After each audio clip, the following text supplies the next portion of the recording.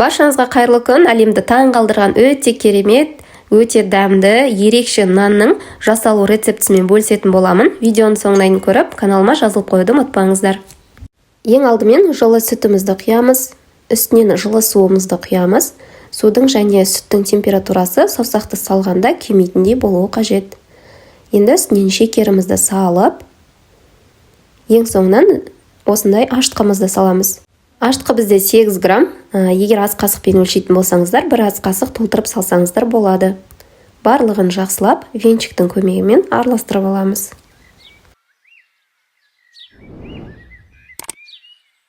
Жақсылап араластырып алғаннан кейін бетін жауып, шамамен 5 минутқа қойып қоямыз. 5 минут шамасында біздің сұйық массамызбен ашытқымыз реакцияға түсіп, осындай бетінде пузырькилар, яғни көпіршіктер пайда болады. Ашытқыңыздың міндетті түрде срогы өтпеген, яғни сақтау мерзімі өтпеген, осындай ашытқы қолдансаңыз, міндетті түрде осылай көтерілетін болады. Үстінен 2 жұмыртқамызды саламыз. Барлығын жақсылап венчиктің көмегімен тағы да араластырып аламыз.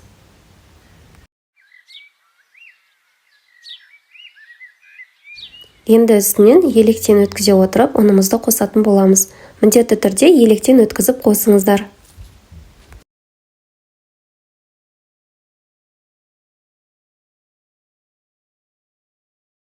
Осылай ұнымызды қосып алғаннан кейін үстінен 1 шай қасық тұзымызды салатын боламыз. Барлығын жақсылап араластырамыз. Алғашта мен осылай лопатканың көмегімен араластырып алдым. Кейіннен қолдың көмегімен араластыратын боламыз.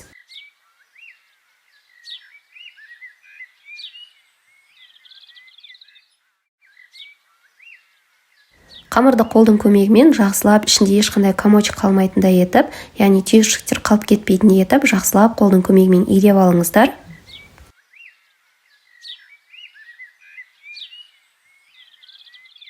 Біршама осылай қолмен илеп алғаннан кейін, үстінен сұйық майымызды құямыз. Барлығын жақсылап, тағы да илейтін боламыз.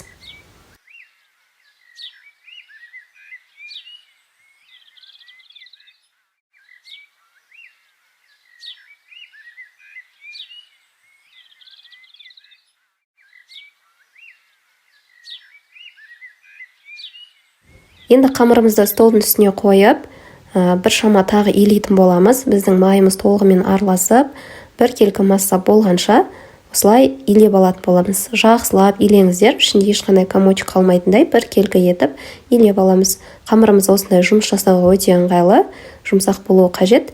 Енді илеп алғаннан кейін ыдысымыздың ішіне шамалы майымызды құямыз. Қолдың көмегімен ыдысымыздың барлық шет-шетіне жағып аламыз. Ыдысымыздың ішіне қамырымызды салып, бетін пищевой пленкамен жауып, жылы жерге 45 минутқа көтеріліп шыққанша қойып қоямыз.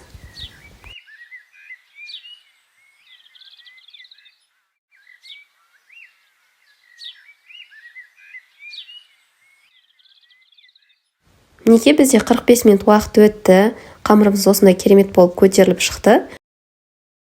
Қамырымызды осылай ортаға жинастырып, столдың үстіне түсіріп, домалақ етіп суала жасап алатын боламыз.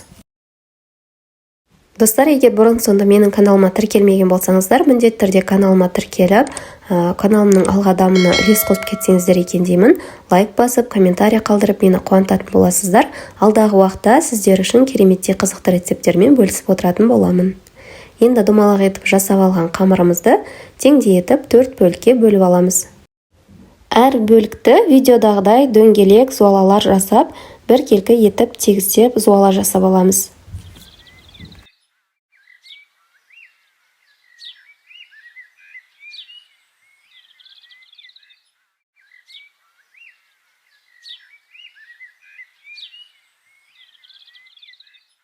Қамырларымызды осындай тақтайшаға қойып, беті қаясып қалмас үшін осындай майлықпен жауып, 20 минутқа жылы жерге қойып қоямыз. Неге бізде 20 минут уақыт өтті, қамырымыз кереметтей болып көтеріліп шықты. Енді әрбір зуаламызды осылай оқтаудың көмегімен дәл видеодағыдай етіп жайып аламыз.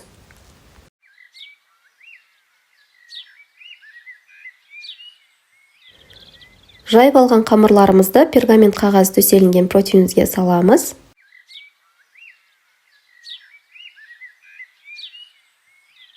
Қалған қамырларымызды да дәл солай жайып алатын боламыз.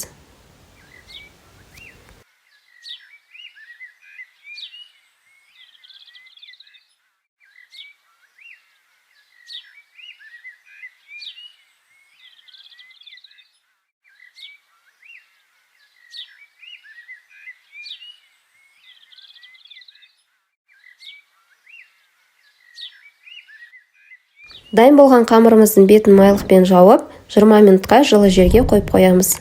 Мінекей бізде 20 минут уақыт өтті. Біздің қамырларымыз кереметтей болып көтеріліп шықты. Көтеріліп шыққан қамырларымыздың үстінен ағаш таяқшаның көмегімен, осындай сушиге арналған шпажканың көмегімен тесіктер жасап аламыз.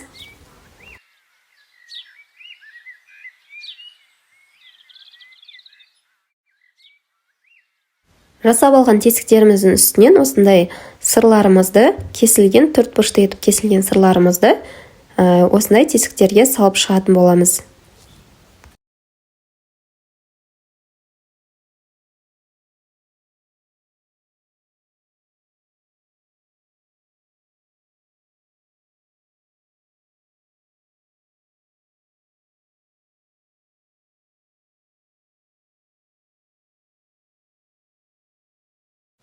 Барлық қамырымыздағы тесіктердің ішіне осылай сырымызды салып шығамыз. Енді бір ыдысымызға жұмыртқаның сары уызы мен ақ уызын бөліп аламыз. Жұмыртқамыздың сары уызының үстіне 2 шай қасық сүтімізді қосамыз.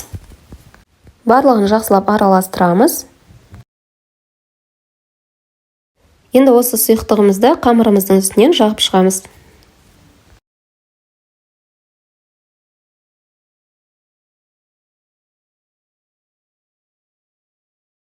Дайын болған қамырларымызды қызып тұрған 180 градус пеште 25-30 минут шамасында пісіріп аламыз.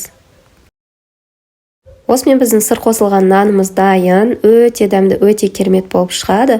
Көптеген адамдардың жүрегінен шыққан осындай нанды сіз де жасап көріңіз. Және де каналға өтіп, каналымның басқа да қызықты рецептерді көрсеңіздер болады. Сіздерге видео рецепт ұнады деген ойдамын. Сіздермен болған арайлым. Баршаңызға рахмет.